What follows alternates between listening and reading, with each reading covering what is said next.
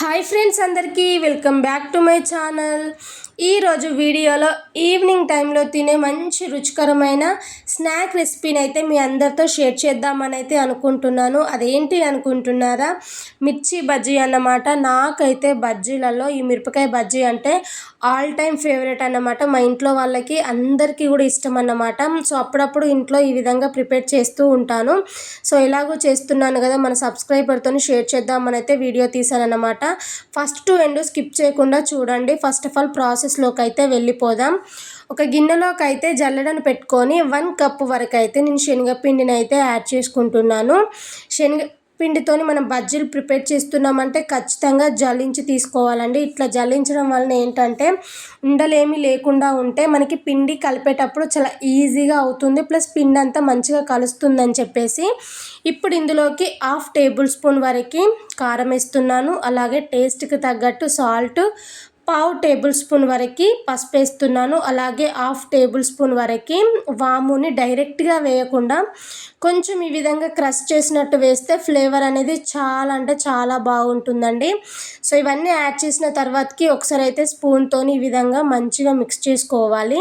So నీ పిండి కలపక ముందే నేనైతే స్టవ్ మీద డీప్ ఫ్రైకి సరిపడా ఆయిల్ పెట్టాను. ఆయిల్ అనేది మంచిగా వేడైందండి. అందులోకి వెళ్ళి 2 టేబుల్ స్పూన్ ఆయిల్ తీసి అయితే పిండిలో వేసాను. సో ఒకసారి మొత్తం ఈ విధంగా కలిసేలాగా మిక్స్ చేసుకోవాలి. పిండి అనేది కొంచెం ఈ విధంగా పట్టారంటే ఇట్లా ముద్దలాగా రావాలన్నమాట. సో ఇప్పుడు ఇందులోకి అయితే కొద్దిగా వాటర్ అనేది యాడ్ చేసుకుంటూ మంచిగా కలుపుకోవాలి. మనకి ఇక్కడ పిండి అనేది మరీ మెత్తగా ఉండకూడదు, అలా అని గట్టిగా ఉండకూడదు. సో ఈ కన్సిస్టెన్సీలో ఉండాలి. సో ఇక్కడ నేనైతే సోడా ఫస్టే వేయాలండి, మీరైతే ఖచ్చితంగా ముందే వేయండి. నేను ఇక్కడ మర్చిపోయానని చెప్పేసి అయితే ఇప్పుడైతే యాడ్ చేసి ఒకసారి మొత్తం కలిసేలాగా బాగా మిక్స్ చేశాను. సో మనం మిర్చి బజ్జీ చేస్తున్నామంటే పిండి అనేది సో చూడండి ఈ కన్సిస్టెన్సీలో ఉంటే మనకి బజ్జీలు అనేవి అయితే పర్ఫెక్ట్గా వస్తాయి. ఇలా కలిపిన పిండిని పక్కన పెట్టేయండి. సో బజ్జీలు చేయడానికి అయితే నేను ఇక్కడనైతే ఒక 15 గల మిరపకాయలు అయితే వాష్ చేసి వాటర్ పైన ఏం లేకుండా తూర్చి తీసుకున్నాను అన్నమాట. మీరు కావాలంటే కొంచెం దొడ్డు మిర్చి ఉంటాయి కదా మిర్చి చేయడానికి, సో అవైనా యూజ్ చేయండి. నేనైతే నార్మల్ మిర్చితోనే యూజ్ చేస్తున్నాను అన్నమాట.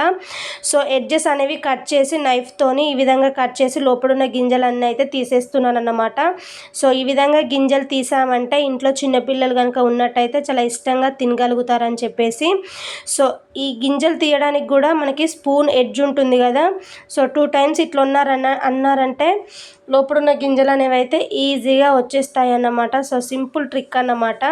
సో నేను తీసుకున్న మిరపకాయల నుంచి అయితే గింజలన్నీ తీసేసాను. ఇప్పుడు ఒక గిన్నెలోకి అయితే 1/2 స్పూన్ వరకు సాల్ట్, 1/2 స్పూన్ వరకు వాము, 1/2 స్పూన్ వరకు జీలకర్ర పొడి వేసుకొని అయితే మనం ఇంతకుముందు కట్ చేసి తీసుకున్నాము కదా మిర్చీలు, సో ఆ లోపల అయితే ఇదంతా పెట్టేస్తున్నాను అన్నమాట. ఫ్లేవర్ చాలా బాగుంటుంది. కొంచెం కారం తక్కువ అవుతుందని చెప్పేసి అయితే ఇట్లా చేస్తున్నాను. ఖచ్చితంగా చేయాలి, ఫ్లేవర్ చాలా బాగుంటుందండి. సో అన్ని మిర్చిలోకి ఇదే విధంగా తీసుకున్నాను అన్నమాట. స్టవ్ పైన అయితే డీప్ ఫ్రైకి సరిపడా ఆయిల్ పెట్టాను. ఆయిల్ వేడైందా లేదని అయితే కొంచెం పిండిని వేసానంటే అది వెంటనే పైకి వస్తుందంటే అది ఖచ్చితంగా ఆయిల్ అనేది మంచిగా వేడైనట్టేనండి. సో ఇప్పుడు ఏముంది, మనం తీసుకున్న మిరపకాయలను ఒక్కొక్కటి పిండిలో ముంచుకుంటూ ఎడ్జెస్ అనేవి ఈ విధంగా అనుకుంటూ ఆయిల్లో డీప్ ఫ్రై చేసుకోవాలండి. ఫ్లేమ్ అనేది మరీ హైలో పెట్టకండి, జస్ట్ మిడిల్లో పెట్టి ఈ విధంగా మిర్చిలు అనేవి గోల్డెన్ షేడ్ వచ్చేంతసేపు అయితే మంచిగా ఫ్రై చేసుకోవాలండి. మనం మిరపకాయ బజ్జీలు చేస్తున్నామంటే పిండి కలపడంలో ఉంటుంది, ప్లస్ ఈ ఆయిల్లో కాల్చడంలో ఉంటుందన్నమాట.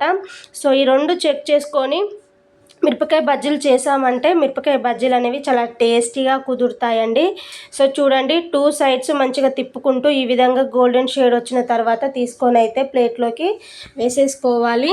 సో మనం మిగతా బజ్జీలను కూడా ఈ విధంగానే ప్రిపేర్ చేసుకోవాలండి. సో మనం ఫస్ట్ మిరపకాయ బజ్జీలు తీసిన తర్వాతకి వెంటనే వేయకండి. ఒక 2 మినిట్స్ కొంచెం ఆయిల్ వేడైన తర్వాతకి మిగతా బజ్జీలు వేసి అయితే డీప్ ఫ్రై చేసుకోండి.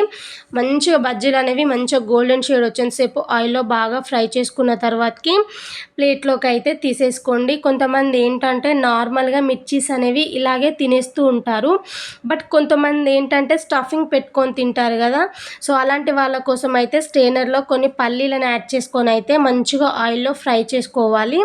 సో మీకు ఎలా వేగిందని తెలుస్తుందని అంటే మనం వేసిన పల్లీలు కొంచెం ఇట్లా పలిగినట్టు అవుతుందన్నమాట. సో అట్లా అయిందంటే మనకి పల్లీలు అనేవి మంచిగా వేగినట్టే. బయటికి తీసినాక పల్లీలు అనేవి ఇంకాస్త కలర్ చేంజ్ అవుతాయి. సో ఫైనల్లీ మనం ఎదురు చూస్తున్న మిరపకాయ బజ్జీలు అయితే కంప్లీట్ అయిపోయాయి. టేస్ట్ అయితే చాలా బాగుంటాయి. కొంతమంది ఏంటంటే డైరెక్ట్గా ఇలాగే తింటూ ఉంటారు. బట్ కొంతమందికి స్టఫ్ చేస్తేనే ఇష్టం కాబట్టి ఇక్కడనైతే నేను స్టఫింగ్ చేస్తున్నాను. ముందుగా మిరపకాయ బజ్జీని తీసుకొని అయితే నైఫ్తోని ఒకసారి ఈ విధంగా కట్ చేసుకొని ఇందులోనైతే సన్నగా కట్ చేసి పెట్టుకున్న ఆనియన్స్ అనేది అయితే ఫస్ట్ యాడ్ చేయాలి. అలాగే మనం ముందుగా వేయించి పెట్టుకున్న పల్లీలను కూడా వేసుకొని పైనుంచి కొంచెం అంతా కారాన్ని యాడ్ చేసుకొని ఉంటే కాస్త లెమన్ని కూడా యాడ్ చేయండి. తింటుంటే బాగుంటుందన్నమాట. సో ఈ విధంగా స్టఫ్ చేసి పెట్టుకున్న మిరపకాయలు తింటే టేస్ట్ అనేది అయితే అద్భుతంగా ఉంటుంది. మా ఇంట్లో నేను రెగ్యులర్గా మిరపకాయ బజ్జీలు అనేవి అయితే చేస్తూనే ఉంటాను. ఇంట్లో మిర్చీలు ఉన్నాయి, శనగపిండి ఉన్నాయి అంటే నేను first of ఆల్గా మిర్చీలే prepare చేస్తానన్నమాట.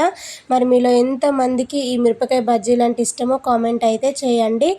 So I hope ఈ వీడియో మీ అందరికీ నచ్చినట్టయితే లైక్ చేయండి, షేర్ చేయండి, కామెంట్ చేయండి. మరిన్ని వీడియోల కోసం మన ఛానల్ని సబ్స్క్రైబ్ చేసి ఇలాగే సపోర్ట్ చేస్తూ ఉండండి. Thank you for watching friends. Bye bye. సరికొత్త వీడియోతోనైతే మళ్ళీ కలుద్దాం.